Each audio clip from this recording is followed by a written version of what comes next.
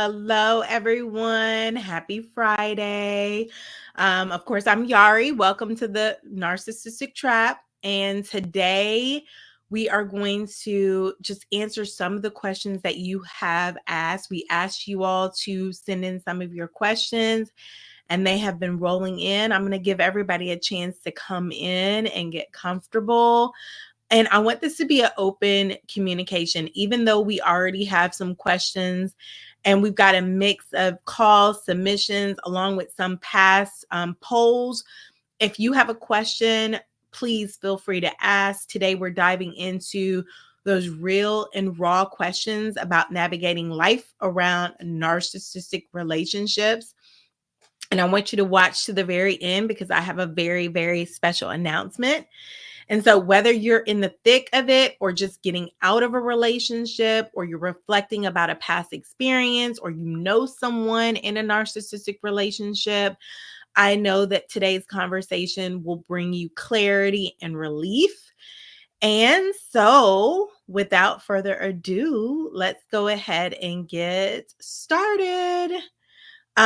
So one of the questions that I actually get over and over and over again is, what is the best tip for breaking a narcissistic bond? And I think the reason why this question is very, very popular is because people realize that they've been in a cycle. You realize that you have been in a toxic relationship and you're ready to get out of the relationship, and you recognize that there is some sort of trauma bond. And I always say the first step is just recognizing that there's an issue, or recognizing that you're in this type of relationship. But then people want to know, now what? Now that I recognize that I'm in a trauma bond, how do I get out? I want to first let you know that trauma bonds are very, very confusing, because you're holding emotional space for someone and they're not reciprocating it. And they're holding you captive, and you feel like there's no way to get out because their life, everything that they're going through, you're consumed with. So, one key is, of course, recognizing that you're in a trauma bond and that it's through manipulation and reinforcement that keeps you in this cycle. And so many times you are going through highs and lows, right? So when one minute the relationship seems like it's okay, or it feels like there's hope, and then the next minute you feel very, very low, you feel down, you feel anxious. I really truly believe that journaling is very, very helpful in these situations, because if you're with a narcissist, half of the time, you don't even know if you're being gaslit. You don't know if what you're saying is being received. They're purposely trying to trap you in word salad. And journaling helps you to identify what you feel, what is true, what is real. So it helps you plant your feet and feel very grounded. It helps you go back and validate your own experience, and it helps you document your journey so that you can realize, all right, now I'm back to the beginning love bombing stage, or now I'm back to the discard stage, or I'm looking back in my journal from last December, and now we're coming up on December again, and I realize that I'm in the same space that I was in. So, journaling is very, very helpful because it helps you to kind of ground yourself and validate your own experience, which a lot of times you don't get in a narcissistic relationship. I think another very important thing, and this is why you all are all here, is community.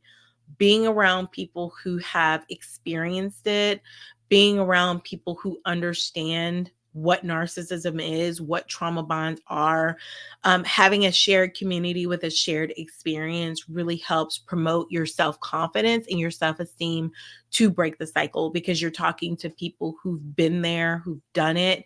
You're talking to people who are years removed. And so being able to see their journey and their experience, and also not disregarding professional help, right? And I understand that counseling and therapy cannot be accessible for all, which is why I want you all to stay around to the very end, because I have something very exciting to share with you when it comes to support and help. Okay, moving right along. Another question was, what would you say to someone who keeps attracting these types of people?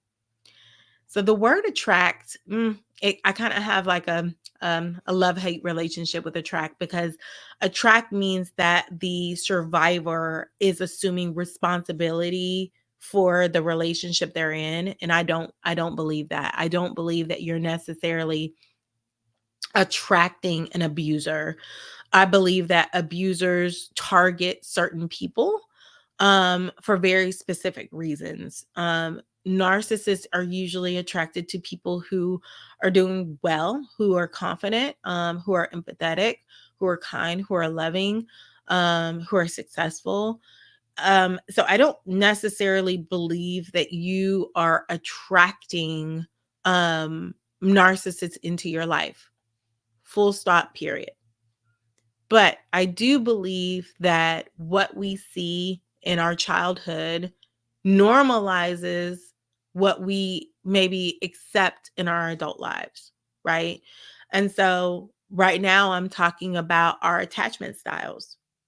So let's say that you did not get the emotional attention that you needed from a parent growing up. You might grow up lacking that or needing that, which makes you feel anxious.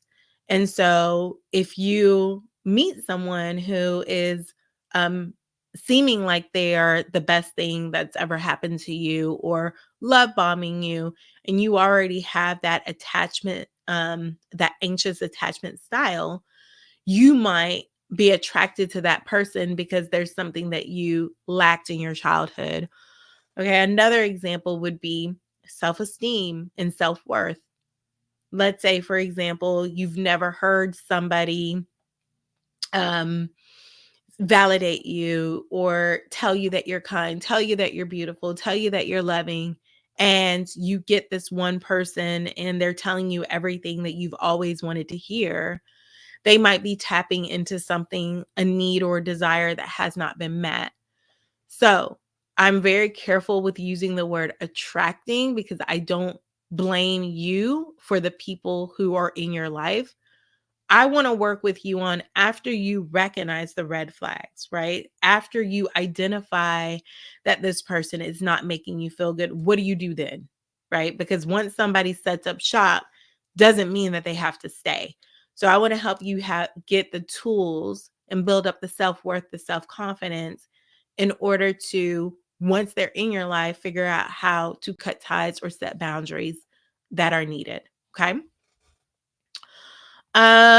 We are moving right along. And like I said, if you have questions, let's say one of your questions today is not answered, please, please, please put it in the chat, or feel free to reach out to me.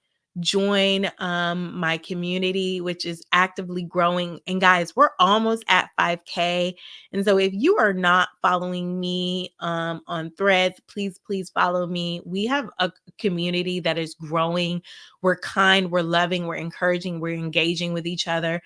Hi, I have Michaela 90 from Florida. Welcome in. Thank you for joining me. If you're here today and you have a question that you want answered, please feel free to put it in the chat. But we're moving right along. All right. So this next question says, if your mother is a narcissist, does that mean she doesn't love you? And I'm going to go ahead and just say, like, it could be any family member. Like, let's substitute mother for brother, for uncle, for best friend. We're going to go ahead and like generalize this question overall, because I think that this question is, most of us by now know of a person who displays narcissistic traits, right? So we can all identify with this question. And love is felt. Love is felt. Love is not just words. Love is actions. And I believe that narcissistic parents or people struggle with love as we understand it. Like their version of love is very conditional. Their version of love is very transactional. It's what can I get out of you? How can I control you? So, their version of love, you have to have the same working definition, right? You have to have the same working definition. And just because you move through life understanding that this is what love means for you does not mean that everybody walks through life with the same definition and understanding. And so, when you're in a relationship with someone, you are teaching them how you need to be loved, how you want to be treated. And when you understand that narcissists are very transactional, they are, what can you do for me? How can I suck you dry? Then very quickly you'll understand, wait, we're not even operating off of the same definition. Just because you realize that the way that they're loving you is not the way that you need to be loved does not mean that it reflects on your self-worth, does not mean that you lower your expectations. It just means that it is what it is. They lack the capacity for empathy of true connection. It's hard for them to express that. And like I tell my clients all the time, what resistance is the difference between what is versus what you want it to be. And so many of us stay in resistance so long, wishing things would be different, wishing that they would just get the help that they need, thinking that if you just get the diagnosis for them, that that's going to fix everything. I want you to understand that the longer you stay in resistance, that's when you start to experience anxiety and depression and lowering your self-worth. It's because you're not accepting things the way they are. Immediately, when you realize that they are not loving you the way you want to be loved, you have to understand that they lack the empathy and true connection, and evaluate what you deserve. Okay. Um, all right. So, hi, Daniel Fox. Um, Let me know if you have a question or a comment. I would love to be able. I don't get a chance to really engage with you all like this as much as I would love to, but I have some very exciting news that I'm going to share at the end. So just stay put. Okay. All right. I'm going to answer a few more questions. Okay. I did a video. The video is, why do you keep attracting toxic partners? We talked a little bit about that one. Another question was, oh, this is a good one. Can you explain um, Dr. Jekyll and Mr. Hyde? So by now we all know what that is. That's that hot and cold behavior. You never know what you're going to get. Makes you walk on eggshells. And to sum it up, it's a personality trait. They switch between being charming, loving, to be very, very cruel and dismissive. You never know what version of them you're going to get. More than likely in public, they wear their mask, they appear to be very generous and charming and great with people.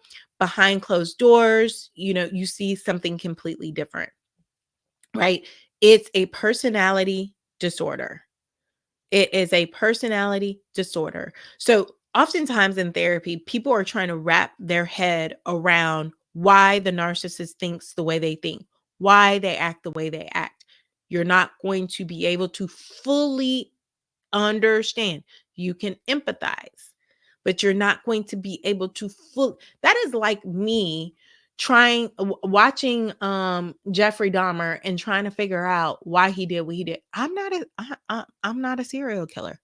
There's no amount of, like, I can logically read the reports and watch the testimony and understand the experience, but that's not my shared live experience, right? And so understanding that it is a personality disorder, they split because it keeps you in a state of confusion. Often they're in a state of confusion as well. Wearing different masks, changing different masks. It's a tactic that keeps you hooked.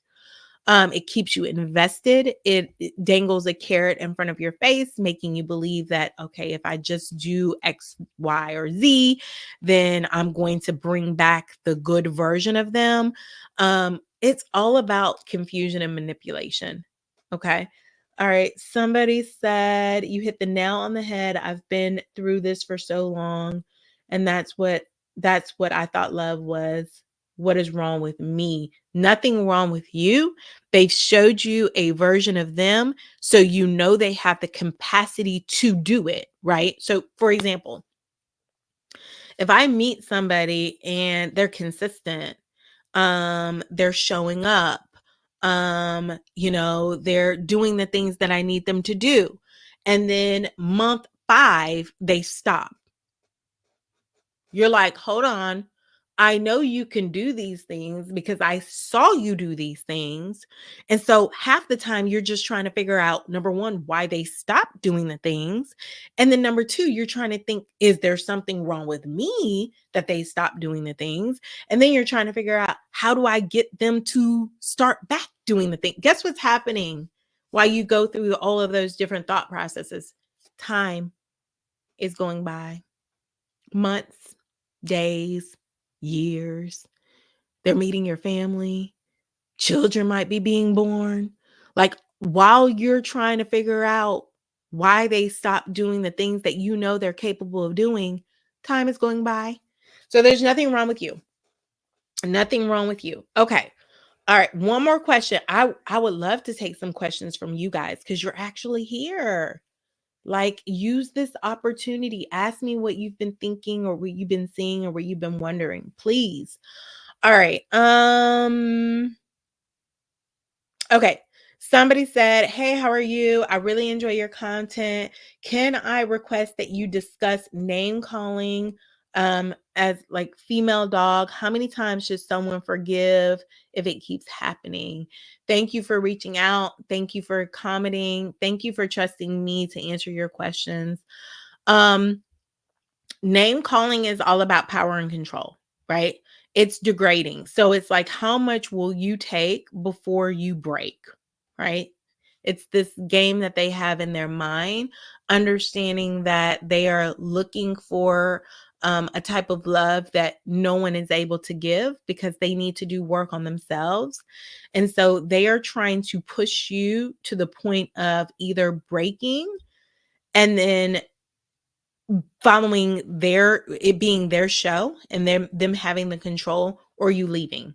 And then when you finally leave, then they say, "See, you said that you love me, you'd always be here, but look, you're leaving." Or, "I thought your love was unconditional, but you're gone." Or, "I thought you would be with me forever, but now you're leaving." And you're like, "But you pushed me out the door. You've been calling me every name under the sun, and now that I am leaving, now I'm the bad guy." Right? So that's the game with the narcissist. They're always going to try to figure out how you're the blame and you're the problem. So go back to how they make you feel. There's no way I can answer how many times should you forgive someone. How many times? That is a very personal decision. For me, forgiveness is change behavior. For me, forgiveness is they've taken accountability for their actions. For me, is they're willing to do the work. Right? I can't forgive just by tears or sorry. I forgive when the work is shown. So that's very personal. But before we wrap up, we're gonna go ahead and wrap up the question answer for today. I appreciate everyone who watches my videos, everyone who saves my videos, everyone who shares my videos. I am truly thankful. I thank God for this community. I care deeply about each and every one of you. Because I know that healing is a journey. And I want to let you know about this exciting opportunity. I've been people all day long say, "I want therapy, I want therapy, I want therapy." And then price or insurance is always the hang up. And so I am launching a group coaching course group. Yeah, we all get to be together and share and laugh and grow and heal together because we're the only ones who know what this journey of recovery looks like. It's a supportive space where we'll all go through the tools. I'll give you insights. You'll get a copy of my book. And I'm going to give you practical strategies to heal. We're going to meet weekly. So stay tuned for more information. If you feel like, nope, I know I'm ready. This is me. This is exactly what I've been waiting for you to launch. Go ahead and email me because spaces will be limited. So if you're joining me today, you're getting like the drop. You're getting an inside that I have not shared with anyone. It's going to be very, very limited. I can only have a certain amount of people in a group at a time. And so if you know that this is you and you're interested, go ahead and hit me up. You can either email me at helloyariscott.com or you can hit me up on Instagram and just let me know, Yari, I heard about your group coaching. I'm interested. This is what I want to do. And I'll add you to the wait list. But until we see each other again, I see someone asking about blame shifting. I will put that in our next Q&A. I love each and every one of you. I pray you have a wonderful weekend. And we'll see each other soon.